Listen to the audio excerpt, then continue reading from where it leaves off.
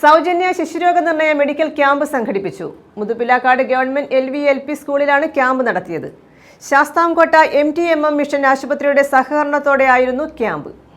Muthupilakkad government LV-LP സ്കൂളിന്റെയും Sasthamcotta MTMM ആശുപത്രിയുടെയും സഹകരണത്തോടെയാണ് സൗജന്യ ശിശുരോഗ നിർണയ മെഡിക്കൽ ക്യാമ്പ് സംഘടിപ്പിച്ചത്.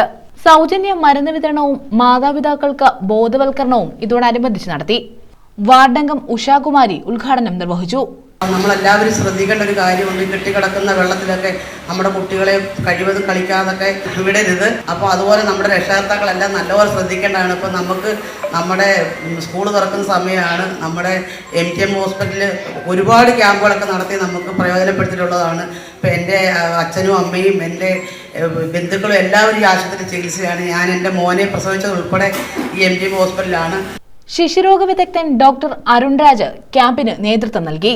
വാർഡംഗം ഉഷാകുമാരി, സ്കൂൾ പ്രഥമാധ്യാപിക സരസ്വതിയമ്മ, SMC ചെയർമാൻ അജയ് ഘോഷ്, ആശുപത്രി treasurer Anil Mathai, administrative officer Abraham M Varghese തുടങ്ങിയവർ പങ്കെടുത്തു.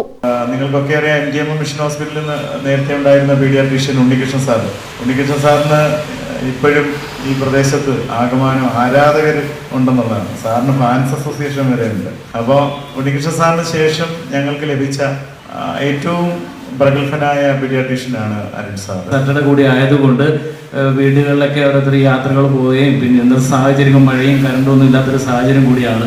ചിലപ്പോൾ ഒരുപക്ഷെ അടുത്ത ആഴ്ച കൂടി ചിലപ്പോൾ അതിനനുസരിച്ചുള്ള കുട്ടികൾ എത്തിച്ചേരാനുള്ള സാധ്യത കൂടുതലാണ്.